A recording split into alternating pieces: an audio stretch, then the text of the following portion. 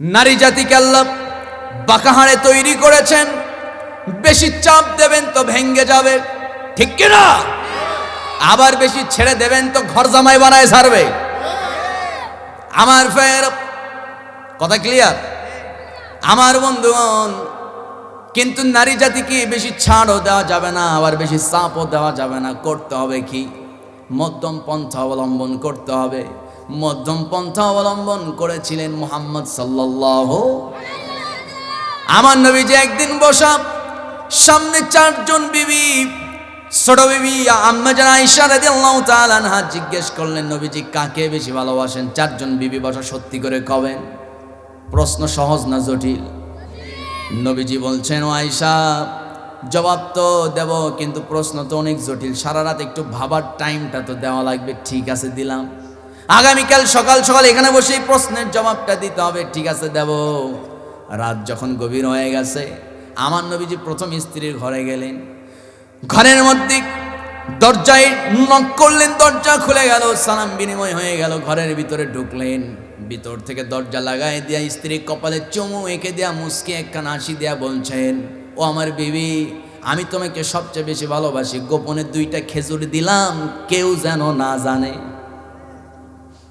দ্বিতীয় স্ত্রীর ঘরে গেলেন, একই কাজ করলেন। তৃতীয় স্ত্রীর ঘরে গেলেন, একই কথা বললেন। চতুর্থ স্ত্রী খুব ব্রেনিয়ান, আম্মা জান আয়েশা রাদিয়াল্লাহু তাআলা আনহা, 6 লক্ষ হাদিসের হাফেজ, সুবহানাল্লাহ। সেই আম্মা জান আয়েশার ঘরে গেলেন। আম্মা জান আয়েশার ঘরে যাইতে নবীজিও একটু ভয় পাইতেন, কারণ খুব জ্ঞানী, সুবহানাল্লাহ বলেন। সেই আম্মা জান আয়েশার দরজায় নক করলেন, সালাম বিনিময় হয়ে গেল। ঘরের ভিতরে ঢুকে আমার নবীজি আম্মা জান আয়েশাকে আদর করে বললেন, আয়েশা, তোমাকে তো আমি বড্ড বেশি ভালোবাসি, তোমাকে তো ভুলতেই পারি না। ও আয়েশা, 2টা খেজুর দিচ্ছি, গোপনে এটা খেয়ে নাও, কাউকে বলো না। সকাল যখন হয়ে গেছে, ফজর নামাজ পর আমার নবীজি ইশরাক নামাজ আদায় করে বাড়িতে চলে আসলেন। ইশরাকের নামাজ আদায় করার দরকার আছে না নাই কোন? আমার নবীজি বাড়িতে আসলেন, দেখেন আগে থেকেই 4 বিবি বসা। ভালোবাসে কারে? প্রশ্ন নেওয়া লাগবে, প্রশ্নের জবাব নেওয়া লাগবে, সুবহানাল্লাহ। নবীজি যখন ঘরের মধ্যে ঢুকলেন, দেখেন 4 বিবি প্রস্তুত হয়ে আছে প্রশ্নের অ্যান্সার পাবার জন্য। আমার নবীজি বলছেন, ও আমার বিবিরা শোনো, গতকাল রাতে যেই স্ত্রী যার হাতে আমি 2টা খেজুর বড় ভালোবেসে কপালে চুমু এঁকে যার হাতে 2টা খেজুর দিয়েছি, তাকে আমি রাসূল সবচেয়ে বেশি ভালোবাসি। আরেকটু আস্তে কোন সুবহানাল্লাহ। আলেম হচ্ছে 2 প্রকার। আলেম কয় প্রকার? কর। এক প্রকার আলেম যারা এই কোরআনটাকে দিয়ে সমাজ গড়তে চায়, তারাই ফাঁসির রশি আবার হাসি মুখে বরণ করে নেয়। আরেক শ্রেণীর আলেম আছে, কোরআন দিয়ে সমাজের ন্যায় বিচার প্রতিষ্ঠা করার স্বপ্ন তো মোটেই দেখে না।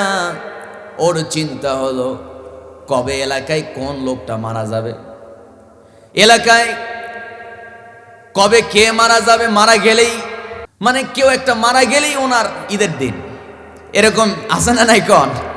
মানে অনেকে রাগ করতেছেন মনে হয়, কি কথা ঠিক আছে কিনা কোন? কিছু আলেম আছে শুধু মারা গেলেই ওর ঈদের দিন, কারণ হলো বাড়িতে গিয়ে একটু কোরআন খতম দেবে, দোয়া করে জান্নাতে পাঠায় দেবে। জান্নাত কি এত সস্তা নাকি কম? সবাই তো জবাব দিচ্ছে না। জান্নাত কি এত সস্তা? জান্নাত কেমন সস্তা শোনেন। আল্লাহ রাব্বুল আলামিন বলেন, আহাসিবান নাস أن يتركوا أن يقولوا آمنا وهم لا يفتنون। জোরে বলুন আল্লাহু আকবার। ইমানদারদেরকে ডেকে আল্লাহ তাআলা সাবধান করে দিচ্ছেন, শুধু ইমানদার না, আহাসিবান নাস, সমগ্র মানব জাতিকে উদ্দেশ্য করে মহান রব্বুল আলামিন বলেন, আহাসিবান নাস, হে মানুষরা, তোমরা কি মনে করেছো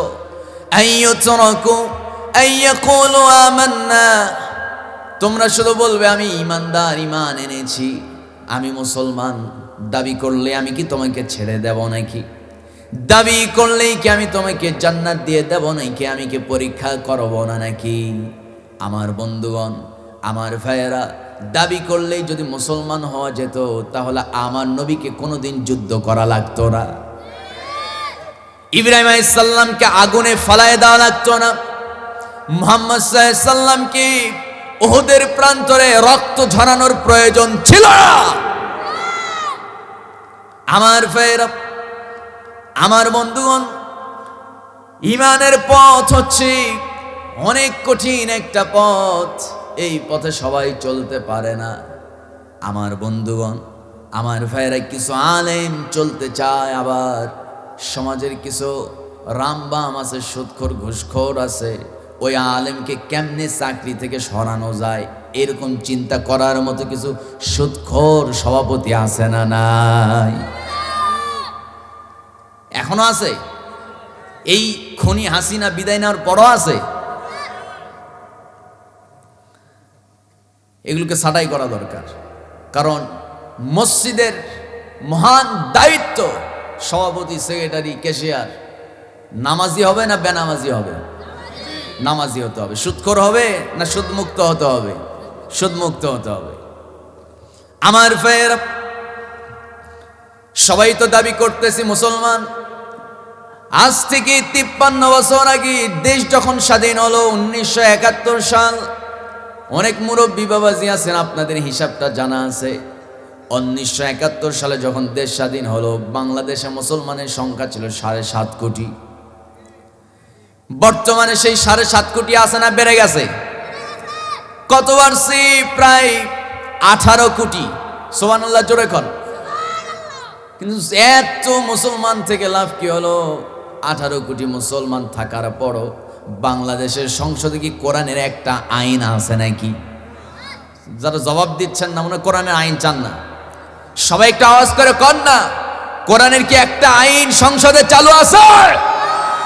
এত মুসলমান থেকে লাভ কি? 313 জন দিয়া আমার নবীজি মক্কা বিজয় করেছেন, আমার নবীজি বদর বিজয় করেছেন 313 জন দিয়া। আমার ফের এতগুলো মানুষ লাগবে না। আমার দেশে লক্ষ লক্ষ মসজিদ আছে, প্রত্যেকটা মসজিদের ইমামরা যদি এক হয়ে যেত, আমার বন্ধুগণ, কয়েক লক্ষ ইমাম এক হয়ে যেত, সবাই যদি এক হয়ে বলতো আল্লাহর জমিন চলবে আল্লাহর আইন দিয়া, 313 জন দিয়ে নবীজি যেমন বদর বিজয় করেছেন, সেরকম এদেশের লক্ষ লক্ষ মসজিদের ইমামরা যদি এক হয়ে বলে আল্লাহর আইন চায়, একটা মাস সময় লাগবে না, আল্লাহর আইন চালু হয়ে যাবে। আমার ফের আমার বন্ধুগণ, আজকে আমি টোটালি 40 মিনিট কথা বলবো। এই 40 মিনিট আপনি আমার কথার মাঝে মিলিয়ে নেবেন, আপনি মুসলমান আছেন নাকি নাই, মিলে নেবেন তো, এবং আমিও আছি কিনা আপনারাও দেখবেন। রাজি আছেন তো? ইনশাল্লাহ। আমরা তো মুসলমান একজন আরেকজনের জন্য। আমার আরেক ভাই জাহান্নামে যাবে, আমি কেন যেতে দেব? কথাক্ষণ ঠিক কিনা? কাউকে আমরা জাহান্নামে যেতে দেব না, হোক আওয়ামী লীগ, বিএনপি, জাতীয় পার্টি, চরমনাই, জামাত, যাই হোক, আমরা আল্লাহর দ্বীনকে বিজয় করে আল্লাহর জান্নাতে যেতে চাই। রাজি আছেন কারা কারা? দুইটা হাত আমি দেখতে চাই মুসলমান। আল্লাহ আমাদের সবাইকে কবুল করুক, জোরে বলি আমিন। আমার বন্ধুগণ, খুব ভালো করে শোনেন, আমার নবীজি একজন সাহাবী ছিল, নাম ছিল ইবনে খাতাল। সবাই একটু জবাব দিয়ে আমার প্রশ্নের জবাবটা একটু সবাই উচ্চ স্বরে দেন। ওই সাহাবীর নাম ছিল ইবনে খাতাল। কি নাম ছিল? ইবনে খাতাল। সেই ইবনে খাতাল আমার নবীর হাতে হাত রেখে ইসলাম গ্রহণ করলেন। বড় জ্ঞানী একজন সাহাবী ছিলেন, উচ্চ শিক্ষিত একজন সাহাবী। ইসলাম বোঝার পর তিনি ইসলাম গ্রহণ করে নিলেন। ইসলাম গ্রহণের পর সেই সাহাবীর উপরে আসলো চরম জুলুম, নির্যাতন।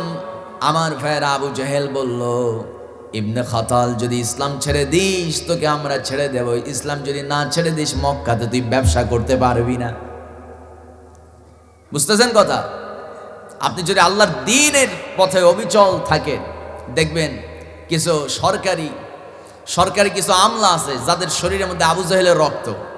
ওরা শুধু টার্গেটে থাকে যে ইকামতের দিন কায়েমের আন্দোলন কারা করে, ওদের ব্যবসা বাণিজ্য সব যেন নষ্ট হয়ে যায়, বাড়িতে যেন ঘুমাতে না পারে, মিথ্যা মামলা দিয়ে হয়রানি পেরেশানি করে। এরকম কিছু জালেম ছিল কি ছিল না? আজকে আছে? জালেমরা চিরদিন টিকসই হতে পারে না। ইকামতের দিন কায়েমের কত ভাই তারা তাদের দোকানে, তারা তাদের ব্যবসা প্রতিষ্ঠানে ব্যবসা করতে পারে নাই, অফিস করতে পারে নাই, ব্যবসা করতে পারে, নিজের বাড়িতে ঘুমাতে পারে নাই। ডক্টর শফিকুল ইসলাম মাসুদ ভাই, উনি ওনার বাবার জানাজাই পর্যন্ত শরীক হতে পারে নাই। আসতে বলবেন না ঠিক কিনা? আমার ভাইয়েরা, সম্মানিত বন্ধুগণ, জুলুম আসবে কিন্তু জালেম বেশি দিন টিকতে পারে না। কথাটা কার? সবাই আওয়াজ করে কথা কার? আল্লাহ তাআলা। আমার ভাইয়েরা, সেই ইবনে খাতাল ইসলাম গ্রহণ করার পর তার উপরে যখন জুলুম শুরু হয়ে গেল, আবু জেহেল ওয়ার্নিং দিয়ে দিল, ইবনে খাতাল ইসলাম যদি ছেড়ে দিস ব্যবসা করতে পারবি, ইসলাম ছাড়বি না তো মক্কায় তুই ব্যবসা করতে পারবি না, তোর দোকানে আগুন লাগানো হবে। ইবনে খাতাল বলে দিল, টোটালি জানায় দিল, আমি ইসলাম ছাড়তে পারবো না, ব্যবসা যাই যাবে, পরিবার যাই যাবে, কিন্তু আমি আমার আল্লাহকে ছাড়তে পারবো না। সুবহানাল্লাহ বলে। আমার ভাইয়েরা, সেই ত্যাগী একজন সাহাবী তার স্ত্রীর কাছে গেল, তার সন্তানের কাছে গেল, স্ত্রী সন্তানকে অফার করলো, তোমরা ইসলাম গ্রহণ করবে কিনা বলো, ইসলাম গ্রহণ করবে তো আল্লাহর জান্নাত তোমাদের জন্য বরাদ্দ হয়ে যাবে। সঙ্গে সঙ্গে পাশে থাকা ইবনে খাতালের বাপ মা সহ তারা সবাই এসে রক্তচক্ষু বের করে বলল, বাপ দাদার ধর্ম ছাড়তে পারবো না, তুই যদি মুহাম্মদের দিন না ছেড়ে দিস এই বাড়িতে থাকতে পারবি না, মুহাম্মদের দিন যদি ছেড়ে দিস এই বাড়িতে তোর জায়গা হবে, ছাড়বি না এই বাড়িতে জায়গা হবে না। বাড়ি ছাড়লেন, বাপ মার আদর ছাড়লেন, স্ত্রী ছাড়লেন, সন্তান ছাড়লেন, ব্যবসা ছাড়লেন, সব ছেড়ে দিয়া আমার নবীর হাতে হাত রেখে ওই সাহাবী মদিনায় হিজরত করলেন। এত বড় একজন ত্যাগী সাহাবী, দুঃখের কথা হলো সেই সাহাবীও মুরতাদ হয়ে মারা গিয়েছিল। নাউজুবিল্লাহ কর। এত ত্যাগ স্বীকার করে ইসলাম গ্রহণ করেছে, কিন্তু শেষ মৃত্যু তার মুসলমানের মৃত্যু হয় নাই, মুরতাদ হয়ে মরতে হয়েছে। নাউজুবিল্লাহ আস্তে কর। আমার ভাইয়ের, সেই ইবনে খাতাল উচ্চ শিক্ষিত একজন মানুষ ছিলেন। আমার নবী তিনি তো লিখতে জানতেন না, পড়তে জানতেন না। তার বাস্তব প্রমাণ হলো যখন নবীর উপরে 5টা আয়াত নাজিল হলো। কোন 5টা আয়াত? সবাই পড়েন। ইকরা বিসমি রাব্বিকাল্লাযী খালাক, খালাকাল ইনসানা মিন আলাক, ইকরা وربك الأكرم الذي علم بالقلم علم الإنسان ما لم يعلم। جركن الله أكبر। আমার ভাইয়েরা, এই আয়াত 5টা নিয়ে যখন জিবরাইল আলাইহিস সালাম নবীর সামনে হাজির হলেন, বললেন ইকরা, পড়ো, বিসমি রাব্বিকাল্লাযী খালাক, তোমার প্রভুর নামে যিনি তোমাকে সৃষ্টি করেছেন জমাট বাঁধা রক্ত থেকে। আমার নবীজি পড়েছেন নাকি বলেন? প্রথম চান্সে পড়তে পারেন নাই, দ্বিতীয়বারও পড়তে পারেন নাই, তৃতীয়বারও পড়তে পারেন নাই, শুধু একটি কথাই বলেছেন, আমি তো পড়তে জানি না, আমি তো পড়তে জানি না। আমার নবীর কোনো শিক্ষক পৃথিবীর কোনো মানুষ ছিল না, নবীর শিক্ষক ছিল কে? সবাই একটু জবান খুলে বলেন, যারা নবীকে ভালোবাসেন নবীর শিক্ষক ছিল কে? আমার ভাইয়ের, নবীর শিক্ষক কোনো মানুষ ছিল না। আমার শিক্ষক যদি পাশে বসে থাকতো অবশ্যই তাকে সম্মান জানানো, অবশ্যই তাকে সম্মান জানাইতাম, ঠিক কিনা বলেন? আমার ভাইয়ের, আমার শিক্ষক যদি নিচে বসে আমি ভুলেও এই চেয়ারে বসতে পারবো না, কারণ শিক্ষকের মর্যাদা বেশি না ছাত্র মর্যাদা বেশি? শিক্ষকের মর্যাদা বেশি। আমার নবী হলো সমস্ত মানব জাতিদের মধ্যে শ্রেষ্ঠ মানব, নবীদের মধ্যে সেরা নবী। আমার নবী হলো সবচাইতে সমুন্নত মর্যাদার অধিকারী। নবীর শিক্ষক যদি কোনো মানুষ হয় তাকে তো আবার সম্মান জানাতে হবে। এই জন্য আল্লাহ তাআলা নবীর কোনো শিক্ষক দুনিয়ার কোনো মানুষকে রাখেন নাই। আল্লাহু আকবার। আমার নবীর শিক্ষক স্বয়ং আল্লাহ তাআলা ছিলেন। নবীজি কি বাস্তবে মূর্খ ছিলেন নাকি বলেন? কেউ তো শিক্ষক না, নবীর শিক্ষক তো কোনো মানুষ না, তাই বলে কি নবী কি মূর্খ ছিল? আসতে কবে না মূর্খ ছিল। আমার নবীজি ছিলেন সবচেয়ে বড় বিজ্ঞানী, সবচেয়ে বড় মেডিকেল সায়েন্স, সবচেয়ে বড় গবেষক, সবচেয়ে বড় জ্ঞানী ছিলেন নবীজি। আজ থেকে ১৫০০ বছর আগে বলেছেন সোমু তাসিহ, 5টা অক্ষরের একটা হাদিস। নবীজি বলেছেন রোজা রাখো সুস্থ থাকো। রোজা রাখো। একটা মানুষ যদি রোজা রাখে না খেয়ে থাকি, শরীর তো দুর্বল হয়ে যাওয়ার কথা, অসুস্থ হওয়ার কথা। কিন্তু মুহাম্মদ, ইসলামের নবী মুহাম্মদ বলেছে রোজা রাখো সুস্থ থাকো। নিশ্চয়ের মধ্যে রহস্য আছে।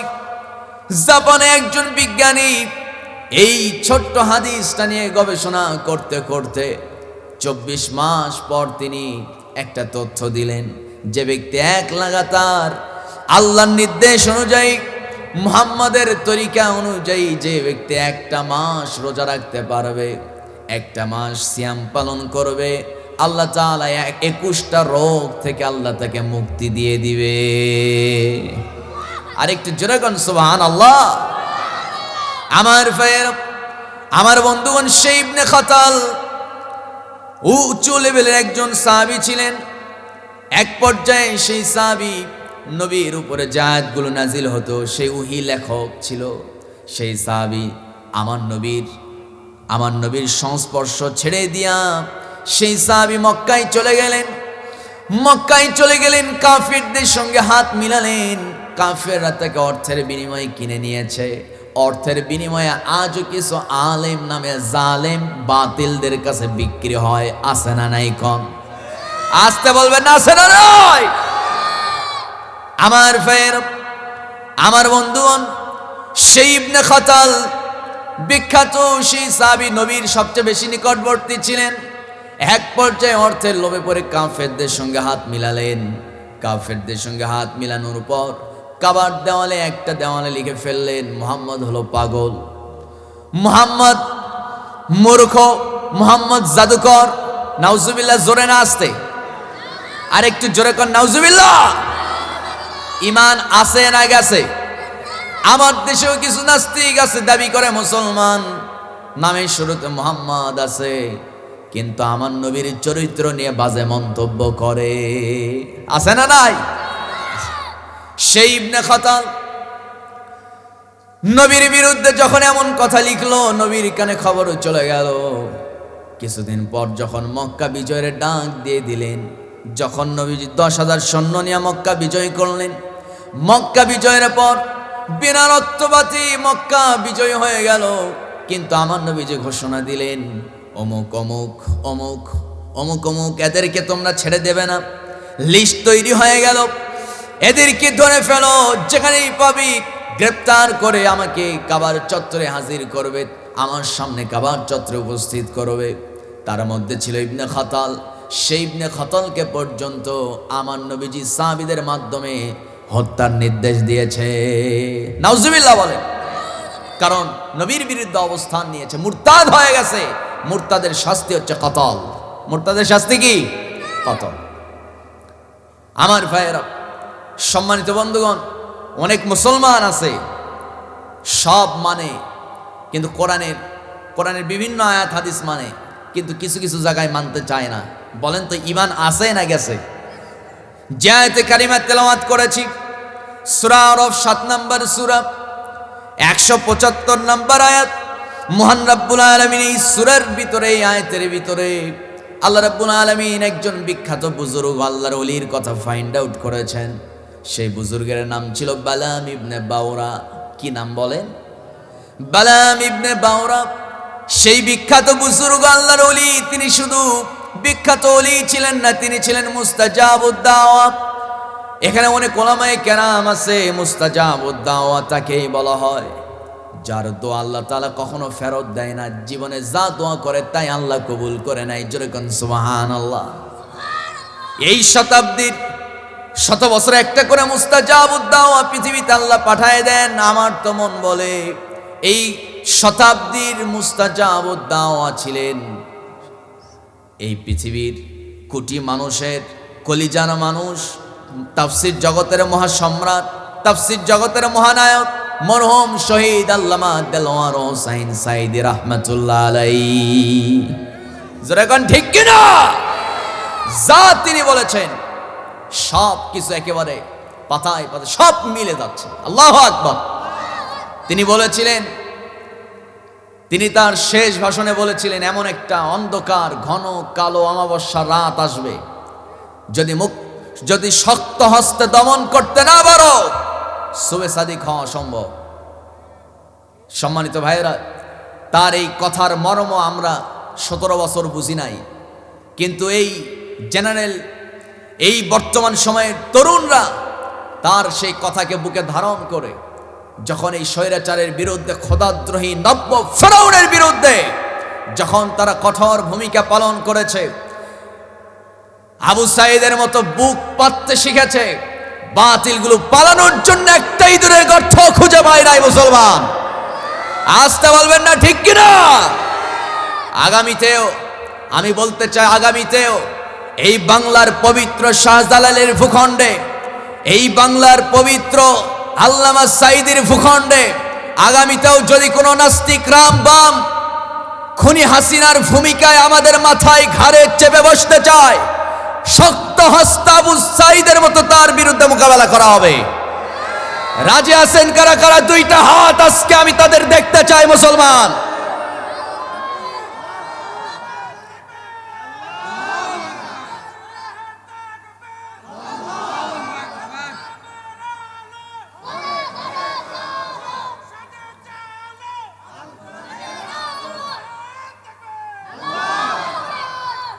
সম্মানিত ভাইয়েরা, এখানে আমার অনেক যুবক ভাইয়েরা আছে যারা বৈষম্য বিরোধী ছাত্র আন্দোলনের এক একটা সৈনিক ছিল। কথা কয় না? আছে না নাই? সাবধান, আশপাশের এলাকায় মাইকের আওয়াজ যাচ্ছে, এই খুনি হাসিনার সাপোর্ট নিয়ে আগামীতে আবু জেহেলের ভূমিকায় কেউ যদি আবার মাথা চাড়া দিতে চায় তাহলে তাকে মাটির সঙ্গে মিশিয়ে দেওয়া হবে। যারা বলুন ঠিক কিনা? সন্ত্রাসীদের ঠিকানা বাংলার জমিনে হবে। সম্মানিত ভাইয়েরা, সম্মানিত বন্ধুগণ, সেই মুস্তাজাবুদ দাওয়া বিখ্যাত বুজুর্গ আল্লাহর ওলি, তিনি তার একটা কমন ডায়লগ হলো, আমি রাজনীতি করি না। কথাটা বুঝেন, কিন্তু খুব গুরুত্বপূর্ণ কথা। কোনো ওলির কথা কোরআনে পাবেন না, কিন্তু একটা ওলির কথা, একটা বিখ্যাত বুজুর্গের কথা আল্লাহ কোরআনে দিয়েছেন। এমনি এমনি কিন্তু দেয় নাই। এই কথা আজকে জেনে বাড়িতে যাওয়ার দরকার আছে না নাই? কিন্তু লাল টুপি আপনি ওঠেন কেন? চাপ দিছে? নিম্ন চাপ না ঊর্ধ্ব চাপ? সম্মানিত ভাইয়েরা, কেউ উঠবেন না। আজকে কিছু কথা শুনে এরপরে বাড়িতে যাব। জোরে বলে ইনশাআল্লাহ। কষ্ট হচ্ছে নাকি আপনাদের? সম্মানিত ভাইয়েরা, সম্মানিত বন্ধুগণ, সেই মুস্তাজাবুদ দাওয়া বিখ্যাত বুজুর্গ আল্লাহর ওলি, তিনি ছিলেন বনি ইসরাইলের সেই যুগের আল্লাহর ওলি। বুঝতেছেন কথা? ওই আল্লাহর ওলি, তার কমন ডায়লগ হলো, আমি কোনো রাজনীতি করি না।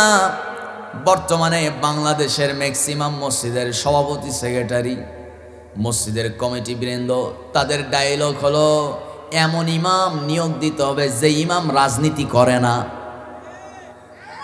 ঠিকই কয় না? আমি কার সামনে ওয়াজ করতেছি, ঠিক কিনা? এরকম কিছু সভাপতি সেক্রেটারি আছে না নাই? ও সভাপতি অযোগ্যই না। কোন রাজনীতি করি না, এই তো আমার নাহিদ ভাই কয়ে দিল। কোন রাজনীতি করি না বললেই ছাড় পেয়ে যায়, এরকম কিছু সুবিধাবাদী আলেম আছে না নাই? আমার বন্ধুগণ, ইসলাম আরো 17 বছর কেন আগেই কায়েম হয়ে যেত, কিন্তু মূল কারণ হলো আমাদের সমাজের পাতায় পাতায় কিছু সুবিধাবাদী কিছু আলেম আছে।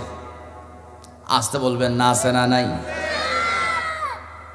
মাহফিলের অনুমতি নিতে গেলাম গত বছর, যাওয়ার পর বলা হলো অমুক হুজুর কেন আমাদের এলাকার কি বলে সুনামধন্য এক হুজুর, নাম কিন্তু আমি বলবো না, পিসাব, অনেকে হয়তো বুঝতেছেন, ওনারে নিয়ে মাহফিল করলেই তো হয়, মানে ওখান থেকে ডিরেকশন দিচ্ছে কেউ অমুকরে বক্তা নেন, ওরা রাজনীতি বক্তব্য দেয় না, এরকম কিছু আছে না নাই? কন সম্মানিত ভাইয়েরা, সম্মানিত বন্ধুগণ, প্রথমে খোঁজা হয় যে হুজুর আমার কোন দল করে, হুজুর আমার রাজনীতি করে কিনা, যদি দেখা যায় রাজনীতির সঙ্গে সম্পৃক্ত না, ওরে আমাদের মসজিদের ইমাম বানাও। সব হাদিয়া তো ওর পায়ের নিচে, আছে না নাই বলেন? আছে। আমার বন্ধুগণ, ওই বিখ্যাত বুজুর্গ তার কাছে বনি ইসরাইলের তৎকালীন নেতৃবৃন্দ সবাই বারবার তার কাছে দোয়া নিতে চায়, সবাই তার কাছে মাঝে মধ্যে নির্বাচন আসলে দোয়ার জন্য তার কাছে চলে যায়। কারণ হলো লাউ মার্কা গেছে দোয়া নিতে, এমপি পদপ্রার্থী, হাদিয়া তোফা নিয়ে গেছে হুজুরের কাছে গেছে এই কারণে, কারণ হুজুর তো রাজনীতি করে না, নিরপেক্ষ দোয়া পাওয়া যাবে। পিচ্ছি বুঝছে, আপনারা বোঝেন না, এই জন্য ঠিকও নাই। কথা বলুন ঠিক কিনা? আমার ভাইয়েরা, কলা গাছ মার্কা চিন্তা করতেছি, বালাম ইবনে বাওরার কাছে যেতে হবে, নিরপেক্ষ দোয়া পাওয়া যাবে। মোটা অঙ্কের হাদিয়া নিয়ে তার কাছে সবাই চলে যেত। আর বালাম ইবনে বাওরা বিখ্যাত বুজুর্গ, তিনি ছিলেন মুস্তাজাবুদ দাওয়া, জীবনে যা দোয়া করতো তাই কবুল যিনি করে নিতেন। আওয়াজ করে বলুন তিনি কে?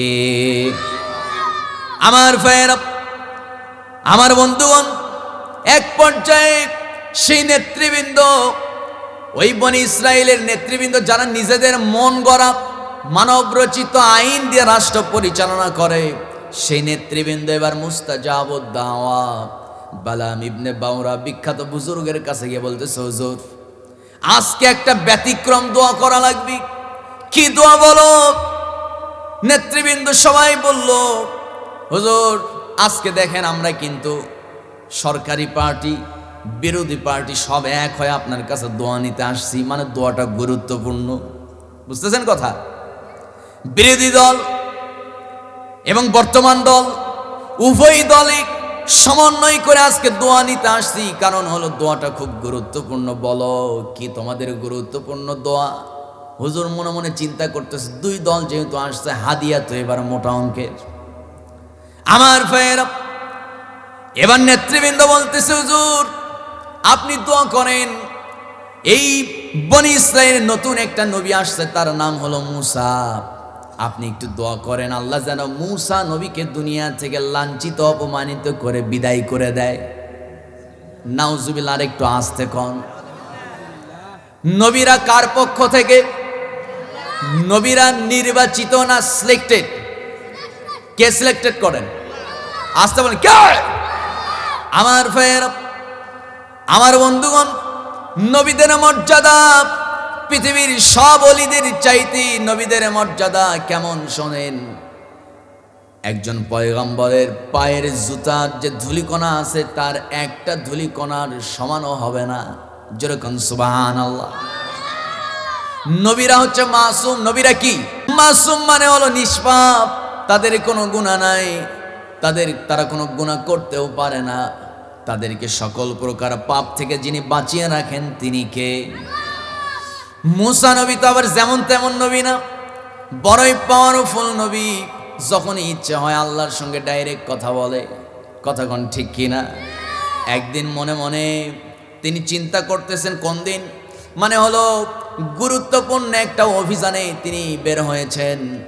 গুরুত্বপূর্ণ অভিযানে বের হওয়ার পর মুসা সাল্লাম তার চোখে বারবার শুধু ঘুম আসতেছে, বারবার ঝিমানি আসতেছে, বারবার তিনি ঝিমিয়ে পড়তেছেন।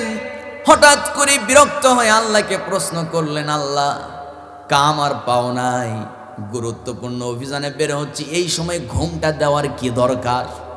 সুবহানাল্লাহ কবেন না? মানে এরকম কথা কোন সময় বলে? যখন মানে তার সাথে সম্পর্কটা বেশি গাঢ় হয়ে যায়, ঠিক কিনা? আমার ভাইয়ের, আল্লাহ তাআলা বলছেন, মুসা ঠিক আছে ঘুম দিলাম, কিন্তু সমস্যা কোথায়? ঘুম তো দরকার, কারণ তুমি তো বড়ই ক্লান্ত। মুসা আলাইহিস সালাম এবার আল্লাহকে বলছেন, আল্লাহ তোমার কি শরীরে কোনো ক্লান্তি নাই নাকি? তোমার কি ঘুম নাই নাকি? মহান রব্বুল আলামিন জবাব না দিয়া বলছেন, মুসা তোমার তো একটা পছন্দের একটা কাচের গ্লাস আছে। হ্যাঁ আছে। ওই গ্লাসে একটু পানি ভরাও, এরপরে গ্লাসটা নিয়ে দাঁড়াও, জবাব আমি দিয়ে দেব। মুসা আলাইহিস সালাম বলছেন, আল্লাহ জিজ্ঞেস করলাম তোমার ঘুম আছে না নাই, হ্যাঁ অথবা না বলো।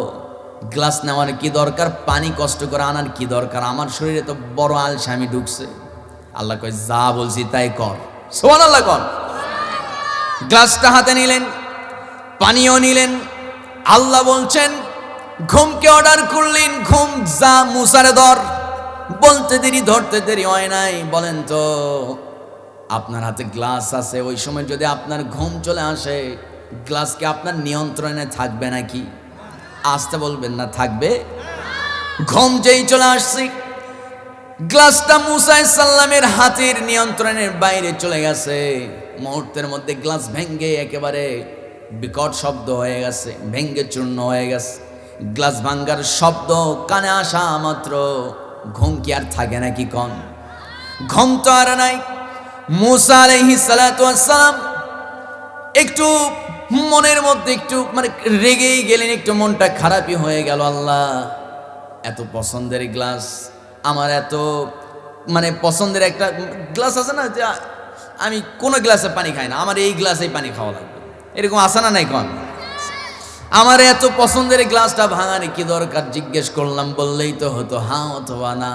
আল্লাহ বলছেন, মুসা তোমার হাতে যেমন একটু আগে গ্লাসটা ছিল, ও মুসা এই গোটা পৃথিবী একটা পৃথিবী নয়, এরকম অসংখ্য পৃথিবী, সৌরজগৎ, অসংখ্য গ্যালাক্সি, এই মহাশূন্যে অসংখ্য জগৎ, সব কিছু আমার হাতের নিয়ন্ত্রণে, হাতের মুঠোয়।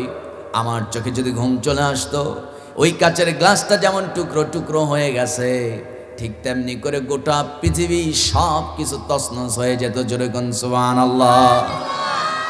আমার বন্ধুগণ, আমার ভাইয়েরা, এরকম পাওয়ারফুল একজন নবীর বিরুদ্ধে দোয়া করার জন্য যখন বালাম ইবনে বাউরাকে অফার করা হলো, বালাম ইবনে বাউরা বলতেছে, সর্বনাশ, বিষয়টা তো খুব সাংঘাতিক। মুসার বিরুদ্ধে দোয়া করলে তো আমার পীরগিরি থাকবে না, আমার ওলিগিরি বুজুর্গিরি সব শেষ হয়ে যাবে। এই চিন্তা মাথায় নিয়ে কোনো মতো সেদিন নেতৃবৃন্দ সবাইকে বিদায় জানালেন। পরের দিন নেতৃবৃন্দ আবার আসছে, যে করে হোক মুসাকে দুনিয়া থেকে বিদায় করতে হবে। মুসাকে বিদায় কেন করতে হবে, কি জন্য করতে হবে? মূল কারণ হলো, একটু আগেই আমার আলোচনার শুরুতে নাহিদ ভাই একটা আয়াতে কারিমা তেলাওয়াত করেছিলেন। অনেকের কমন আয়াত, যারা পারেন বলুন, ওয়ালাকাদ বাসনা ফি কুল্লি উম্মাতির রাসূলান আন ইয়াবুদুল্লাহা ওয়াজতানিবুত তাগুত। জোরে কোন আল্লাহু আকবার। আমার ভাইয়েরা, প্রত্যেকটা নবী এবং রাসূলকে মহান রব্বুল আলামিন দুইটা দায়িত্ব দিয়েছেন। চিৎকার মেরে বলেন মিটনাবাসী, প্রত্যেক নবীকে আল্লাহ কয়টা দায়িত্ব দিছে? দুইটা দায়িত্ব। এক নাম্বার দায়িত্ব হলো আনি আবুদুল্লাহ, আইন মানতে হবে শুধুমাত্র কেবলমাত্র কার? আসতে বলবেন না, আইন মানতে হবে কার? আপনি যতই আল্লাহর আইন মানতে চান না কেন, পারবেন না। কারণ রাস্তায় চলতে নিয়ে আপনি আল্লাহর আইন মানতে যান, আল্লাহ বলছে আল্লাহর আইন হলো রাস্তায় চলতে হবে বাম পথে না ডান পথে? ডান পথে চলতে হবে, এটা হলো কার আইন? কিন্তু আমার দেশের আইন হলো রাস্তায় চলতে হবে ডান পথে না বাম পথে। ইসলাম কি মানতে পারবেন নাকি? মানতে পারবেন না।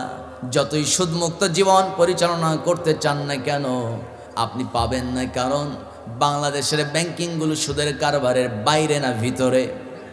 সব সুদের ভিতরে আপনি যতই সমাজ থেকে মদ জেনা ব্যভিচার বন্ধ করতে চান না কেন পারবেন না। বিশেষত মদ থেকে আপনার পরিবারকে নিবৃত রাখতে পারবেন না, কারণ আপনার ছেলেকে আপনি চোখে চোখে রাখেন, কিন্তু হঠাৎ করে কোন একটা ওসিলা দিয়ে বাড়ি থেকে বের হয়ে হঠাৎ করে বন্ধুর সঙ্গে চলে গেছে হিলি বর্ডারে। যেতে পারে কিনা কোন? হিলি বর্ডারেও যেতে পারে, বাড়িতে নিয়ে এসে দিয়ে যাবে, ঠিক কিনা? আপনি মদ যতই চেষ্টা করেন বন্ধ করতে পারবেন না। মদ বন্ধ করতে হলে মদের ফ্যাক্টরি আগে বন্ধ করে দিতে হবে। আমার ভাইয়ের, আমার বন্ধুদের জন্য আল্লাহ তাআলা বলছেন, সব নবীদেরকে জানিয়েছেন প্রথম দাওয়াত হলো আনি আবুদুল্লাহ। হে রাসূল আপনারা বলুন, কেবলমাত্র মানুষরা আইন মানবে কেবলমাত্র শুধুমাত্র কার? সবাই যদি আওয়াজটা দেয়, আওয়াজ এত কম হওয়ার কথা না। আমরা কি আল্লাহর আইন মানতে চাই না? তাহলে বলেন না কেন? সবাই বলেন, মানুষ হিসাবে মানুষের আইন মানবে না আল্লাহর আইন?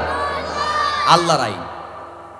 আমার ভাইয়েরা, আমার বন্ধুগণ, 2 নম্বর কথা হলো তাগুতকে বর্জন করতে হবে। তাগুত এবং জালিমের পরিচয় আমি কিছুদিন আগে পাশেই কোন জানি মাহফিলে বলেছিলাম। আমার বন্ধুগণ, সময় খুব সংক্ষেপ। মূল কথা হলো আনি আবুদুল্লাহ, আল্লাহর আইন প্রতিষ্ঠার জন্য সব নবী রাসূলরা নিজের জান মাল কোরবান করেছেন। জাকারিয়া আলাইহিস সালাম আল্লাহর আইন প্রতিষ্ঠার সংগ্রাম করতে নিয়া তাকে করাত দিয়া দ্বিখণ্ডিত করা হয়েছিল। তাবলিগ জামাতে আপনি যাবেন, বুঝাবে আর এক সিস্টেমে, কথা কয় না জনগণ, ঠিক কিনা? ওখানে গিয়ে বলবেন লা ইলাহা ইল্লাল্লাহ, এই কালেমার দাওয়াত দিতে গিয়া কত নবীরা নির্যাতন সহ্য করছে। হ্যাঁ ঠিক আছে, কিন্তু আপনার কথা আর আমার যে একটু লুকোচুরি আছে, কথা কয় না, ঠিক কিনা? রাগ করেন আর যাই করেন। আমার বন্ধুগণ, এত বড় বৃহত্তর একটা তাবলিগ জামাত, এত বড় বিশাল একটা সংগঠন, আমি নিজেও হেফজ শেষ করার পরে 1 চিল্লা দিয়েছিলাম। কয় চিল্লা? কন মানে 40 দিন। কয় দিন? 1 চিল্লা দিয়েছিলাম। তাবলিগকে আমি মনে প্রাণে ভালোবাসি, কিন্তু কথা হলো স্বৈরাচার বিদায় নেওয়ার পর তাবলিগ জামাতে সবচেয়ে বেশি স্বৈরাচাররা আত্মগোপনে ঢুকে গেছে, কথা কয় না, ঠিক কিনা? আপনি জানেন খবর? ঢাকার জালেমগুলো চলে গেছে আপনার সাতক্ষীরার গুলো আসতে ঢাকায়। কে কারে চিনি? বুঝতেছেন কথা? 95 দিন পর ওবায়দুল কাদের পালাইছে, না জানি ও কয় চিল্লা দিয়ে গেল, কথাই কয় না, ঠিক কিনা? রাগ করতেছেন আপনারা? আমার বন্ধুগণ, সেই তাবলিগ জামাত 2টা ভাগ হয়ে গেল। মূল কারণ হলো 3টা। কয়টা? মূল কারণ 3টা। তাবলিগ জামাতকে নিয়ে মন্তব্য করার যোগ্যতা হয়তো আমার নাই, এই জন্য বেশি কিছু বলবো না। কিন্তু মূল কথা হলো আল্লাহর আইন কি শোনেন, আল্লাহর হুকুমটা কি শোনেন। যারা পারেন দিন কায়েমের আন্দোলন যারা করেন, সবার তো জানা থাকার কথা, ঠোঁট মিলিয়ে পড়ুন ওয়াতাসিমু বিহাবলিল্লাহি জামিআন ওয়া লা তাফাররাকু ওয়াযকুরু নি'মাতাল্লাহি আলাইকুম إذ كنتم أعداء فألف بين قلوبكم جركنا الله أكبر আমার বন্ধুগণ, আল্লাহ রাব্বুল আলামিন বলেন, ঠঙ্কু ছোট ছোট বিষয়কে কেন্দ্র করে তোমরা বিবাদে লিপ্ত হয়ে যেও না, আলাদা হয়েও না। নির্দেশটা কার? আসতে বলবেন না, নির্দেশটা কার? আরে ভাই, 3টা সমস্যা এক জায়গায় বসলেই তো ক্লিয়ার হয়ে যায়। যেই টঙ্গী ইজতেমা মাঠ, ওই টঙ্গী ইজতেমা মাঠের প্রায় 6 কিলোমিটার দূরে আমার মসজিদ, যেই মসজিদে আমি জুমার নামাজ পড়াই।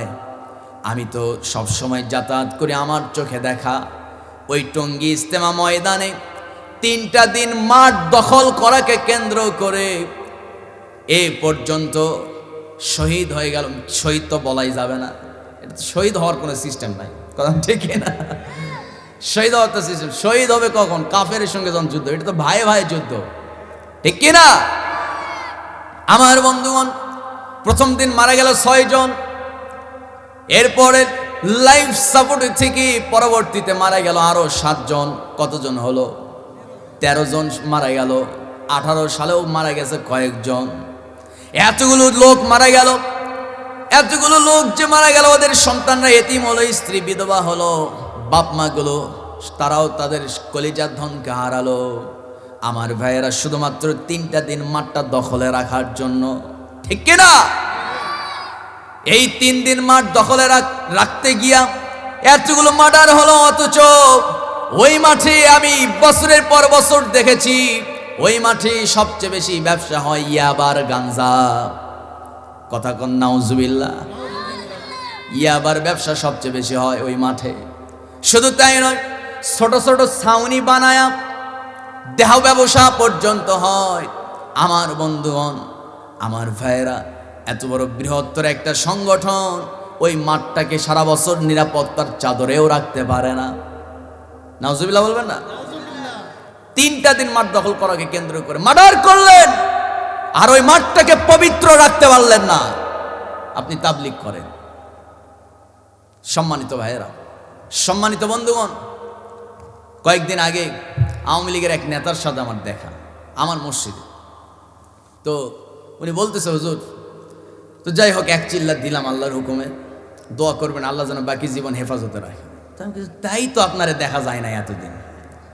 বুঝতেছেন কথা? আমি কিন্তু কথাটা শুরুতে এমনি বলি নাই। তো আমি বললাম যে হেদায়েত কিরকম হলেন ভাই? যা হয়েছে হয়েছে, জীবনে যা খারাপ কাজ করছি হুজুর, আর জীবনে করব না, ঈমান আমল নিয়ে চলা লাগবে। বুঝতেছেন কথা? তো যাই হোক, এতদিন মানুষের হক মেরে খেলো। আচ্ছা, বান্দার হক মেরে খায়া সারা জীবন চিল্লা দিলেও কি মাফ হবে? আসতে বলবেন মাফ হবে? মাফ হবে না। সম্মানিত ভাইয়েরা, সম্মানিত বন্ধুগণ, আসুন আমরা এক হয়ে যাই। মুসলমান যদি এক হয়, বাংলার জমিনে কোন রামবাম নেতৃত্ব দিতে পারবে না। আলেমদের নেতৃত্বে বাংলার জমিনে কোরআনের হুকুমত কায়েম হয়ে যাবে। এরকম একটা বাংলাদেশ দেখতে চান কারা কারা?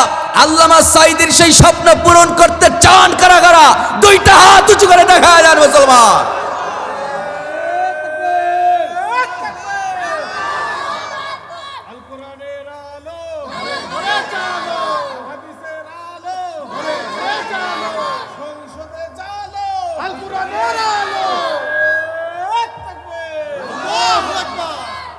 সম্মানিত ভাইয়েরা, সেই নবী মূসা আলাইহিস সালাম কথা কি মনে আছে আপনাদের? আচ্ছা, কথা কি চালাবো? বাজে কয়টা দেখি? 11:30। কষ্ট হচ্ছে না তো আপনাদের? আচ্ছা, বাপরে বাপ। না, এই শিশুদের যদি ঈমানের জোর এরকম হয়, আমার তো বিশ্বাস তা তো বুঝাই যাচ্ছে। সন্তান যদি এরকম বাপকা বেটা সিপাইকা ঘোড়া কোচ না হতো থোড়া থোড়া, তাই না? তো এটা তো থোড়া থোড়া কিছু বুঝতে পারতেছি আমরা। তো আমার বিশ্বাস, এরকম শিশুদের ভূমিকা যদি এখনই যদি এরকম হয়, আগামীর বাংলাদেশ, এই তরুণ মুসলিম যুবকরাই আগামীর বাংলাদেশ পরিচালনা করবে। আর সেই পরিচালনা হবে আল্লাহর কালাম কোরআন দিয়া। জোরাগান ঠিক কিনা? সম্মানিত ভাইয়েরা, সম্মানিত বন্ধুগণ, মূসা আলাইহিস সালামের অপরাধ হলো, মূসার বিরুদ্ধে নেতাকর্মী সব মূসার বিরুদ্ধে গেল। মূল কারণ হচ্ছে মূসা আলাইহিস সালাম তিনি তার আল্লাহর আইন দিয়ে রাষ্ট্র পরিচালনা করতে চান। বুঝতেছেন কথা? বালাম ইবনে বাউরা, ওই বিখ্যাত বুজুর্গ আল্লাহর ওলি, জিজ্ঞেস করলেন, মূসা তো আল্লাহর নবী, কিন্তু তার বিরুদ্ধে তোমরা দোয়া করতে বলতেছো, কারণটা কি বলো?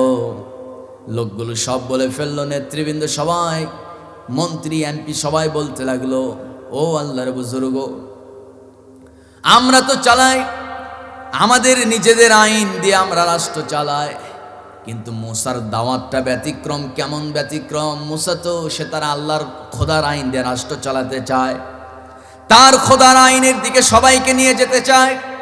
তার কথার মধ্যে জাদু আছে, তার কথা যারাই শোনে, আমাদের কর্মী যেগুলো আছে সব তাদের দলে নাম লেখায়। এরকম হতে থাকলে তো আমরা কর্মী শূন্য হয়ে যাব। সামনে নেতৃত্ব দিব, পায়ের তলায় মাটি থাকবে। আমার ভাইয়ের কথা ক্লিয়ার। এবার বালাম ইবনে বাউরা কমলুফি ছিল না, কারণ হলো ওই নেতৃবৃন্দ স্বর্ণের মুকুট আবার তার মাথায় পরায় দিয়েছে। স্বর্ণের মুকুট পুরাটাই স্বর্ণ দিয়ে তৈরি। আপনি এই তাফসীরটা পড়বেন, সব কিছু ক্লিয়ার হয়ে যাবে। আমার ভাইয়েরা, আমার বন্ধুগণ, স্বর্ণের মুকুট মাথায় আছে, এরপরে সামনে আরো স্বর্ণ, স্বর্ণের কয়েন, এত কিছু স্বর্ণ অলংকার উপঢৌকন দেওয়ার পর লোভ কি আর সামলানো যায় না? কি কন? আস্তে কয় সামলানো যায়, কিন্তু কথায় আছে লোভে পাপ, পাপে হয় মৃত্যু। আমার ভাইয়েরা, আল্লাহ রাব্বুল আলামিন সেই কথাই বলছেন, ওয়াতলু আলাইহিম নাবাআল্লাযী আতাইনাহু আয়াতিনা فانسلخ منها فأتبعه الشيطان فكان من الغاوين। জোরে বলুন আল্লাহু আকবার।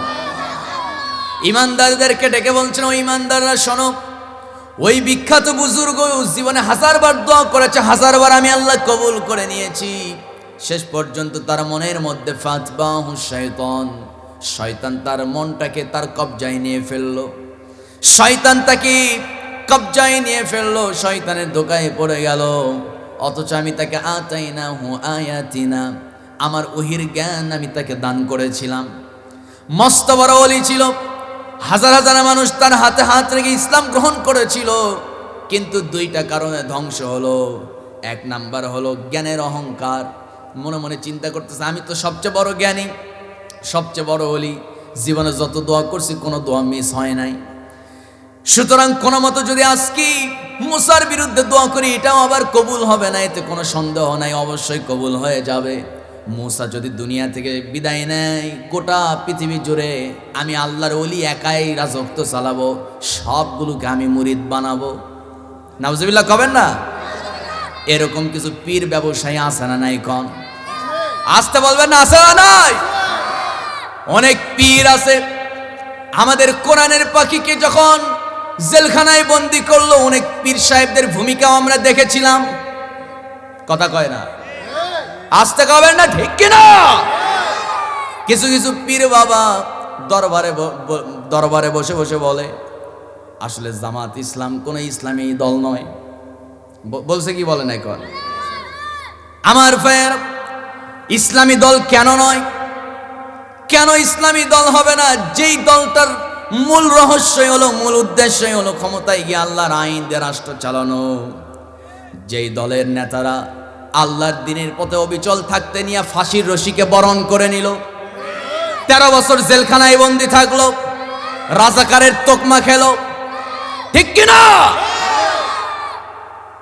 কথা এখন বলতে গেলে অনেকেই হয়তো কষ্ট পেয়ে যাবেন। সুবিধাবাদী কিছু পীর সাপ সমাজে আছে না নাই? আমার ভাইয়ের, আমার বন্ধুগণ, সেই বালাম ইবনে বাউরা বিখ্যাত বুজুর্গ মনে মনে চিন্তা করলো, আমি তো বড় পীর সাপ, বড় বুজুর্গ, মুসা যদি দুনিয়া থেকে বিদায় নেয়, তাহলে তো গোটা দুনিয়া জুড়ে আমার মুরিদ ছাড়া আর কারো মুরিদ থাকতেছে না।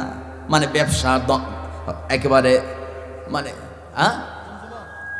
ব্যবসা জমজমাট। এই তো ব্যবসা জমজমাট, ঠিক কিনা? কর আমার ভাইয়ের, শেষ পর্যন্ত দেখা গেল বালাম ইবনে বাউরা তার অনুসারীদেরকে নিয়ে, নেতৃবৃন্দ সবাইকে নিয়ে হাত উঠালো। আমার বন্ধুগণ, সবাই যখন আমরা দোয়া করি, হুজুর কিন্তু একা কথা বলে, সবাই শুধু বলে আমিন, ঠিক কিনা? কন শ্রোতারা সবাই দোয়া করতেছি, হাত উঠে সবাই চোখ বন্ধ করে বালাম ইবনে বাউরার মুখ মিশ্রিত বাণী শুনতেছে। মধুর সুরে বালাম ইবনে বাউরা মুসা নবীর বিরুদ্ধে দোয়া করতেছে।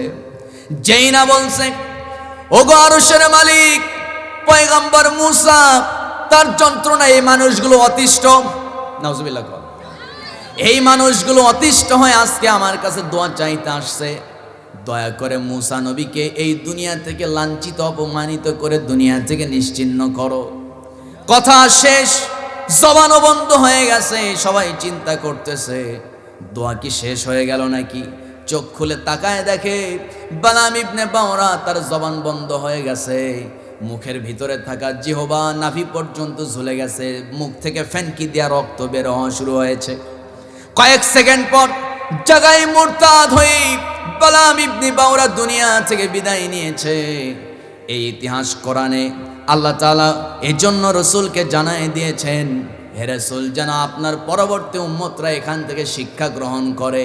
আলতু ফালতু দোয়া আল্লাহর দরবারে করলেও কিন্তু ঈমান চলে যাওয়ার সম্ভাবনা আছে।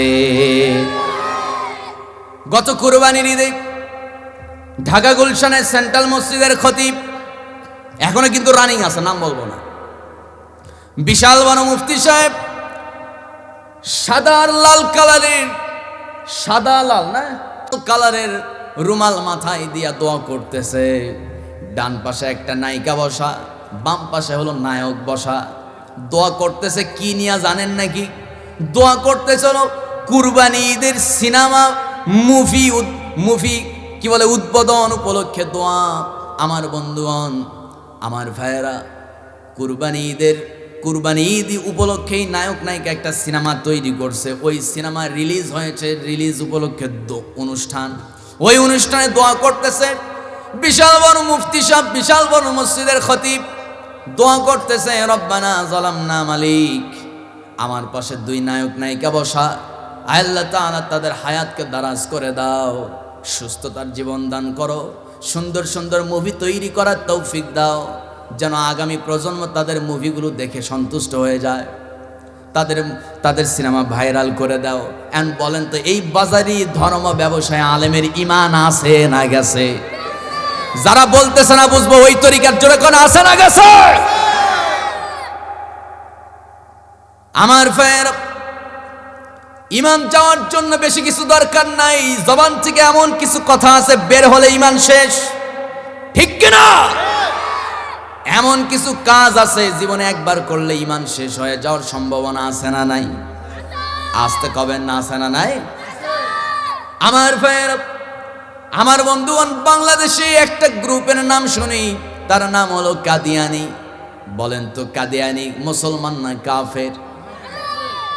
সবাই তো বলেন, একটু বলেন না, মুসলমান না কাফের? কেন কাফের? কি জন্য কাফের? আল্লাহ রাব্বুল আলামিন সে কথাও বলছেন। আমার বন্ধুগণ, তাদেরকে আমরা কাফের বলি শুধুমাত্র একটা কারণে। কয়টা কারণ? একটা কারণে তাদেরকে কাফের বলি। সেই কারণটা কি আল্লাহ বলছেন, যারা পারেন ঠোঁট মিলিয়ে মিলিয়ে পড়ুন। খুব কমন, সুন্দর, সহজ একটা আয়াত। আল্লাহ রাব্বুল আলামিন বলেন, মা কানা মুহাম্মাদুন আবা আহাদিম মির রিজালিকুম ওয়ালাকিন রাসূলুল্লাহি ওয়া খাতামান নাবিয়্যিন। জোরে বলুন আল্লাহু আকবার। মুহাম্মদ সাল্লাল্লাহু, আমার নবীজি শেষ নবী, খাতামান নবীন, তার থেকে নবীদের নবুয়ত এটাকে আল্লাহ সিলমোহর মেরে দিয়েছেন। তারপর আর কোন নবী আসবে না। কথা কার? আসতে কবেন না, কথা কার? কিন্তু এই কথার সঙ্গে যদি আপনি একমত না থাকেন, আমার বন্ধুগণ, ঈমান কি থাকবে না? কি বলেন? ঈমান থাকবে না। কাদিয়ানীরা ওরা বলে মুহাম্মদ আল্লাহর নবী, বিশ্বাস করি এবং মানি, কিন্তু তিনি শেষ নবী নয়। তাহলে শেষ নবী কে? শেষ নবী হলো গোলাম আহমদ কাদিয়ানী। ঈমান আছে না গেছে? এবার আসেন, ইবলিস শয়তান আমাদেরকে যে ধোঁকা দেয়, ওই ইবলিস শয়তান আমাদের বন্ধু না শত্রু? কথাটা কার? ইবলিস শয়তান মুসলমান না কাফের? এই কথা আল্লাহ তাআলা সুন্দর করে জানিয়েছেন। ইবলিস শয়তান মুসলমান না কাফের? কেন কাফের? কি জন্য কাফের? অপরাধ হলো একটা। কয়টা অপরাধ? কি অপরাধ? সূরা বাকারা 34 নম্বর আয়াত, আল্লাহ রাব্বুল আলামিন বলেন, ওয়া ইয কুলনা লিল اسجدوا لآدم فسجدوا إلا إبليس أبى واستكبر وكان من الكافرين جركن الله أكبر আমার বন্ধুগণ মহান রব্বুল আলামিন নির্দেশ দিলেন আদমকে সিজদা দাও সব ফেরেশতারা সিজদা দিল কিন্তু সিজদা তো দিল না একজন তার নাম কি ঈমান আছে না গেছে মুসলমান তো আর থাকতেই পারলো না বাওয়াস্তাকবার কানা মিনাল কাফিরিন কাফের হয়ে গেছে আদম আলাইহিস সালামের কথা যদি বলি এই পৃথিবীর প্রথম মানুষ আদম আলাইহিস সালাতু ওয়াস সালাম সে আদম আলাইহিস সালামকে আল্লাহ রাব্বুল আলামিন সৃষ্টি করার পর পয়গম্বর আদম তরুণ যুবক মানুষ আল্লাহ তাআলার আরশ আজিমের আশপাশে যায় ঘোরাফেরা করতেছে আসমানে এমন মুহূর্তে আদম আলাইহিস সালাম মনের মধ্যে অস্বস্তি ফিল করছেন শান্তি পাচ্ছেন না কারণ হলো হাওয়া নাই কে নাই কোন হাওয়া নাই একটা পুরুষের জন্য তার একটা সঙ্গিনী দরকার আছে না নাই এত জোরে মানে ওদেরই আগে দিয়ে দেওয়া লাগবে সম্মানিত ভাইয়েরা যুবক মানুষ যৌবন চলে আসছে যৌবন বয়সে পাশে লেপের নিচে আরেকজনের দরকার আছে না নাই বাপরে এদের জ্বালাই তো আমি কথাই করতে পারতেছি না শাবাশ সম্মানিত ভাইয়েরা সম্মানিত বন্ধুগণ আদম আলাইহিস সালাম অস্বস্তি ফিল করছেন মানে কি যেন একটা নাই সুবহানাল্লাহ কবেন না সে আদম আলাইহিস সালাম কি মহান রব্বুল আলামিন সে আদমের মনের অস্বস্তি দূর করার জন্য আল্লাহ তাআলা তার চোখে ঘুম ঢেলে দিলেন যেই না আদম ঘুমে আচ্ছন্ন ওই মুহূর্তে আদম আলাইহিস সালামের বাম পাজরে একটা হাড় নিলেন কিন্তু ওই হাড় ছিল সোজানা বাঁকা এলাকার নারী সোজানা বাঁকা জোরে কয়েন না সকালে ভাত পাবেন না বেকাই তো এই যে আরেক কাকা কয় বেকাই তো মানে চাষিক তো খুব ভালোই চালাইছে মনে হয় না সম্মানিত ভাইয়েরা নারী জাতিকে আল্লাহ বাঁকা হাড়ে তৈরি করেছেন বেশি চাপ দেবেন তো ভেঙ্গে যাবে ঠিক কিনা আবার বেশি ছেড়ে দেবেন তো ঘর জামাই বানায় ছাড়বে আমার ফের কথা ক্লিয়ার আমার বন্ধুগণ কিন্তু নারী জাতিকে বেশি ছাড়ও দেওয়া যাবে না আবার বেশি চাপও দেওয়া যাবে না করতে হবে কি মধ্যম পন্থা অবলম্বন করতে হবে মধ্যম পন্থা অবলম্বন করেছিলেন মুহাম্মদ সাল্লাল্লাহু আমার নবীজি একদিন বসা সামনে চারজন বিবি ছোট বিবি আম্মা জান আয়েশা রাদিয়াল্লাহু তাআলা আনহা জিজ্ঞেস করলেন নবীজি কাকে বেশি ভালোবাসেন চারজন বিবি বসা সত্যি করে কবেন প্রশ্ন সহজ না জটিল নবীজি বলছেন ও আয়েশা জবাব তো দেব কিন্তু প্রশ্ন তো অনেক জটিল সারা রাত একটু ভাবার টাইমটা তো দেওয়া লাগবে ঠিক আছে দিলাম আগামীকাল সকাল সকাল এখানে বসে এই প্রশ্নের জবাবটা দিতে হবে ঠিক আছে দেব রাত যখন গভীর হয়ে গেছে আমার নবীজি প্রথম স্ত্রীর ঘরে গেলেন ঘরের মধ্যে দরজায় নক করলেন দরজা খুলে গেল সালাম বিনিময় হয়ে গেল ঘরের ভিতরে ঢুকলেন ভিতর থেকে দরজা লাগাই দিয়া স্ত্রী কপালে চুমু এঁকে দেয়া মুস্কি একখান হাসি দেয়া বলছেন ও আমার বিবি আমি তোমাকে সবচেয়ে বেশি ভালোবাসি গোপনে 2টা খেজুর দিলাম কেউ যেন না জানে দ্বিতীয় স্ত্রীর ঘরে গেলেন একই কাজ করলেন তৃতীয় স্ত্রীর ঘরে গেলেন একই কথা বললেন চতুর্থ স্ত্রী খুব ব্রেনিয়ান আম্মা জান আয়েশা রাদিয়াল্লাহু তাআলা আনহা 6 লক্ষ হাদিসের হাফেজ সুবহানাল্লাহ সেই আম্মা জান আয়েশার ঘরে গেলেন আম্মা জান আয়েশার ঘরে যাইতে নবীজিও একটু ভয় পাইতেন কারণ খুব জ্ঞানী সুবহানাল্লাহ বলেন সেই আম্মা জান আয়েশার দরজায় নক করলেন সালাম বিনিময় হয়ে গেল ঘরের ভিতরে ঢুকে আমার নবীজি আম্মা জান আয়েশাকে আদর করে বললেন আয়েশা তোমাকে তো আমি বড্ড বেশি ভালোবাসি তোমাকে তো ভুলতেই পারি না ও আয়েশা 2টা খেজুর দিচ্ছি গোপনে এটা খেয়ে নাও কাউকে বলো না সকাল যখন হয়ে গেছে ফজর নামাজ পর আমার নবীজি ইশরাক নামাজ আদায় করে বাড়িতে চলে আসলেন। ইশরাকের নামাজ আদায় করার দরকার আছে না নাই কোন? আমার নবীজি বাড়িতে আসলেন, দেখেন আগে থেকেই 4 বিবি বসা। ভালোবাসে কারে? প্রশ্ন নেওয়া লাগবে, প্রশ্নের জবাব নেওয়া লাগবে। সুবহানাল্লাহ। নবীজি যখন ঘরের মধ্যে ঢুকলেন, দেখেন 4 বিবি প্রস্তুত হয়ে আছে প্রশ্নের অ্যান্সার পাবার জন্য। আমার নবীজি বলছেন, ও আমার বিবিরা শোনো, গতকাল রাতে যেই স্ত্রী যার হাতে আমি 2টা খেজুর বড় ভালোবেসে কপালে চুমু এঁকে যার হাতে 2টা খেজুর দিয়েছি, তাকে আমি রাসূল সবচেয়ে বেশি ভালোবাসি। আরেকটু আস্তে কোন সুবহানাল্লাহ। আমার নবীজি বড় টেকনিকওয়ালা ছিলেন, কৌশল করেও নবীজি কোনোদিন মিথ্যা বলতেন না। কিন্তু আমার নবীজি আমার নবীজি সবাইকে খুশি রাখতেন। আমার ভাইয়েরা, আমার বন্ধুগণ, সে আদম আলাইহিস সালামকে যখন আল্লাহ সৃষ্টি করলেন, বাম পাজর থেকে হাওয়াকে যখন সৃষ্টি করলেন, এরপর আল্লাহ তাআলা 2জন মানুষ, 2জন প্রথম পুরুষ এবং নারী, আমাদের আদি পিতা আদি মা 2জনকে উদ্দেশ্য করে আল্লাহ তাআলা ওয়ার্নিং দিয়ে দিলেন। সে ওয়ার্নিংটা হলো সূরা বাকারা 35 নম্বর আয়াত। মহান রব্বুল আলামিন দারুণ সুন্দর করে বলছেন, ওয়াকুলনা ইয়া আদামু উসকুন আনতা ওয়া যাওজুকাল জান্নাতা ওয়া কুলা মিনহা রাগাদান হাইসু শি'তুমা ওয়া লা তাকরাবা হাযিহিশ শাজারাতা ফাতাকুনা মিনাজ জালিমিন। জোরে বলুন আল্লাহু আকবার।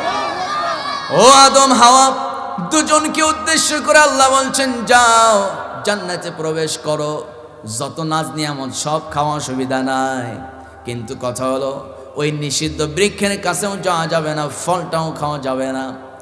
আদম আলাইহিস সালাম খুব বড় জ্ঞানী ছিলেন, কারণ হলো আল্লাহ তো তিনি যে জ্ঞানী ছিলেন আল্লাহ সেই বর্ণনা দিয়েছেন। আল্লাহ বলেন, ওয়াল্লামা আদামাল আসমাআ কুল্লাহা সুম্মা আরাদাহুম আলাল মালাইকা। জোরে কোন আল্লাহু আকবার। আদম আলাইহিস সালামকে আল্লাহ তাআলা সমস্ত কিছুর নাম শিখিয়েছেন। পৃথিবীতে কত হাজার প্রজাতির গাছ আছে, কত হাজার প্রজাতির প্রাণী আছে, কোন গাছ থেকে কি ঔষধ হয়, কোন জিনিস থেকে কি আবিষ্কার হয়, সব কিছুর শিক্ষা যিনি দিয়েছেন, জোরে কোন তিনি কে? আদম আলাইহিস সালাম সবচেয়ে বড় জ্ঞানী ছিলেন। সে আদম জান্নাতে ঢুকলেন, বড় জ্ঞানী ছিলেন আমার বাবা। সে আদম জান্নাতের ভিতরে থাকার পর ইবলিস মনে মনে চিন্তা করতেছে, আদমকে ওয়াসওয়াসা দেওয়া যাবে না, আগে নারী আদমের স্ত্রীকে ওয়াসওয়াসা দিতে হবে, কারণ মহিলা মানুষের বুদ্ধি পুরুষ মানুষের চাইতে কম না বেশি? বেশি না কম? আরে এরই বানাইছে প্রধানমন্ত্রী, তাহলে কি দেশ থাকে? থাকে। আমার ভাইয়েরা, আমার বন্ধুগণ, আদম আলাইহিস সালাম আল্লাহর শুকরগুজার একজন বান্দা ছিলেন, শুকরগুজার একজন পয়গম্বর ছিলেন। সবসময় আল্লাহর ধ্যানে মগ্ন থাকতেন, কিন্তু স্ত্রীর হক আদায় করতেন। কিছু আছে মাসের জন্য বের হয়ে যায় বাড়ি থেকে, বাড়িতে খোঁজ খবর নাই, জুয়ান মাইয়া বেপরদা হয়ে রাস্তায় ঘোরে, এদিকে চিল্লা মারে। কোন আছে না নয়?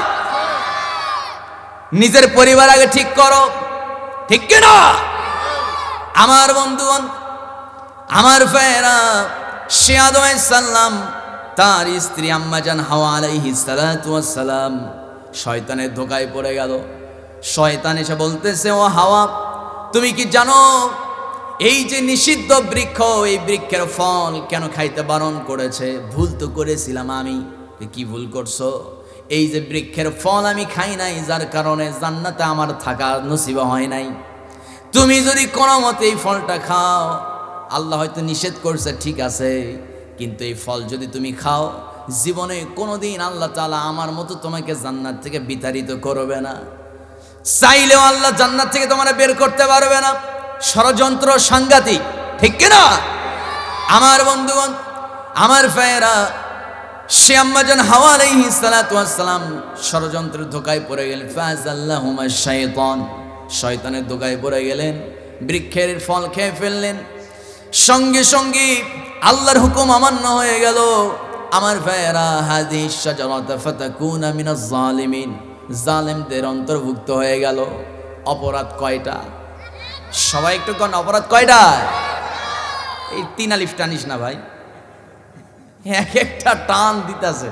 যাই হোক, সম্মানিত ভাইয়েরা, তাহলে আদম আলাইহিস সালাম আসলে তিনি কি অপরাধ করেছিলেন নাকি আল্লাহ তার দ্বারা এটা করাইছেন?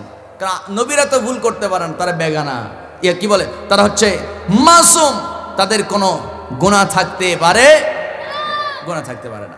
সম্মানিত ভাইয়েরা, সম্মানিত বন্ধুগণ, আল্লাহ এটা করাবেন, কারণ হচ্ছে আদম দুনিয়াতে না আসলে সমস্যা আছে, তো মানব জাতির বিস্তার ঘটাতে হবে না? এই আমরা দুনিয়াতে আসবো, মারামারি করব, কথা ঠিক কিনা? মারামারি করার জন্য না। সম্মানিত ভাইয়েরা, যাই হোক, মূল কথা হলো আদম আলাইহিস সালাতু ওয়াস সালাম, তার ভুল হয়েছে জীবনে এক ভুলে জান্নাত থেকে বের হলেন। ইবলিস, তার ভুল কয়টা? একটা। কাদিয়ানি কাফের, কেন বলি? অপরাধ একটা, নবীকে শেষ নবী মানে না। বালাম ইবনে বাউরা, অপরাধ একটা, নবীর বিরুদ্ধে দোয়া করছে, মুরতাদ হয়ে মারা গেছে। বিখ্যাত সেই সাহাবী ইবনে খাতাল, ভালো করে বুঝেন, ইসলামের জন্য কি না ত্যাগ স্বীকার করেছেন, নিজের ব্যবসা ছাড়ছেন, পরিবার ছাড়ছেন, অর্থের লোভে পড়ে নবীর বিরুদ্ধে অবস্থান নেওয়ার কারণে মুরতাদ হয়ে মারা গেছে। কথা বলুন ঠিক কিনা? আপনি যেই দলই করেন, জাতীয় পার্টি করেন, বিএনপি করেন, জামাত করেন, আওয়ামী লীগ করেন, অসুবিধা নাই, কিন্তু আমি আপনার পায়ে হাত রেখে বলতে চাই, যদি মুসলমান দাবি করেন নিজেকে, তাহলে আমি বলবো সেই মুসলমানের খাতায় আল্লাহর লিস্টের নাম যদি রাখতে চান, আপনাকে আজকে সেই ভূমিকা নিতে হবে। কোন ভূমিকা? যে আগামীতে আমি তাকেই সমর্থন করব যেই দলটা ক্ষমতায় গিয়ে আল্লাহর কোরআন দিয়ে রাষ্ট্র চালাবে। রাজি আছেন কারা কারা? দুইটা হাত আমি তাদের দেখতে চাই মুসলমান। সম্মানিত বন্ধুগণ, সম্মানিত ভাইয়েরা, বলেন তো, জামাত ইসলাম যদি এই কোরআনের বাইরে, মানে কোরআনের বিরুদ্ধে যদি জামাত ইসলাম অবস্থান নেয়, কোরআনের বিরুদ্ধে যদি কোনো কাজ করে, কোরআন কি জামাত ইসলামকে দেখে চুপ থাকবে? আজ থেকে চুপ থাকবে? জামাত ইসলামী যদি কোরআনের বিরুদ্ধে অবস্থান নেয়, কোরআন জামাতকে ছাড় দিবে না। যদি আওয়ামী লীগ কোরআনের বিরুদ্ধে অবস্থান নেয়, কোরআন আওয়ামী লীগকে ছাড়বে না। বিএনপি যদি কোরআনের বিরুদ্ধে অবস্থান নেওয়ার চিন্তা ফিকির করে, কোরআন বিএনপিকেও ছাড়বে না। কথা বলুন ঠিক কিনা? আগামীর বাংলাদেশ আল কোরআনের বাংলাদেশ, আগামীর বাংলাদেশ টুপিওয়ালার বাংলাদেশ, আগামীর বাংলাদেশ কোরআন প্রেমিক আল্লামা সাঈদীর অনুসারীদের বাংলাদেশ। আল্লাহ তাআলা কবুল করুক, জোরে বলি আমিন। আমাদেরকে বিভিন্ন দলে, বিভিন্ন ফেরকায় পৃথক করা হয়েছে, কিন্তু দাদা বাবুরা কিন্তু ঘুরে ফিরে তারা এক। কথা বলুন ঠিক কি না? ভারতের যারা রাজাকার, ওরা ভারতের আশ্রয়ে চলে গেছে, ঠিক কিনা কোন? আল্লামা সাঈদী রহমতুল্লাহ আলাই সহ মতিউর রহমান নিজামী রহমতুল্লাহ আলাই, আব্দুল কাদের রহমতুল্লাহ আলাই, কামরুজ্জামান রহমতুল্লাহ আলাই, আলী হাসান রহমতুল্লাহ আলাই, এই বীর সৈনিকগুলো যদি পাকিস্তানের রাজাকার হতো, তাহলে অবশ্যই তারা পাকিস্তানের আশ্রয়ে চলে যেত।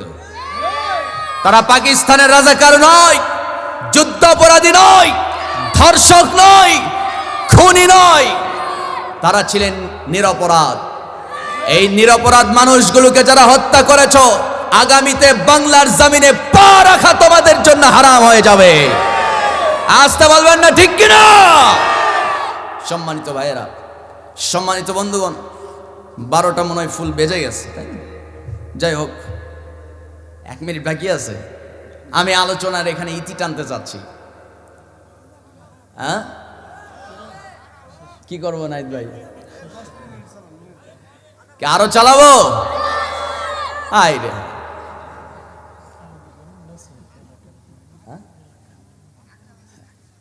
একটা বাজুক না চাচা?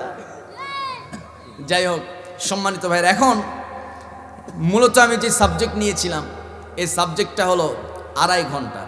কয় ঘন্টার? 2.5 ঘন্টার। 1.5 ঘন্টা হয়ে গেছে, আর 1 ঘন্টা আছে। কিন্তু কথা হলো 1 ঘন্টা তো আপনারা থাকবেন না, চলে যাবেন। থাকবেন সবাই? লাস্ট 1 ঘন্টার আলোচনা হলো এখন ঈমান যে চলে যায়, জীবনে এমন কিছু কথা আছে যে কথার দ্বারা, যে কথা মুখ থেকে বের হলে ঈমান চলে যায়। জীবনে এমন কিছু কাজ আছে যে কাজ করলে ঈমান চলে যায়, মুসলমানের খাতায় নাম থাকবে। এখন এমন কিছু কিছু গুরুত্বপূর্ণ 10টি কাজ, 10টি কথা আল্লাহ তাআলা কোরআনে একদম উল্লেখ করেছেন। কোথায়? কোরআনে, একদম কোরআনে উল্লেখ করেছেন যে এমন কিছু 10টা কাজ আছে যে 10টি কাজ করলে বান্দা তোমার নাম মুসলমানের লিস্ট থেকে বাদ পড়ে যাবে। জোরে কর নাউজুবিল্লাহ। সম্মানিত ভাইয়েরা, যাই হোক, আজকে অনেক রাত হয়েছে, আমি আর নাইত ভাই আর দীর্ঘ করতে চাচ্ছি না। আজকে দোয়া করে দেই, আপনারা যদি, যাদের হাতে স্মার্টফোন আছে, আপনারা ইউটিউবে সার্চ দিলে আমার আলোচনা পেয়ে যাবেন। 10টি সাবজেক্ট নিয়ে কথা বলা হয়েছে। আল্লাহ যদি আবার তৌফিক দেয় পরবর্তীতে বলবো ইনশাআল্লাহ। কিন্তু কথা হলো ও 31 ডিসেম্বর, হ্যাঁ ভালো কথা। এখান থেকে কত দূর?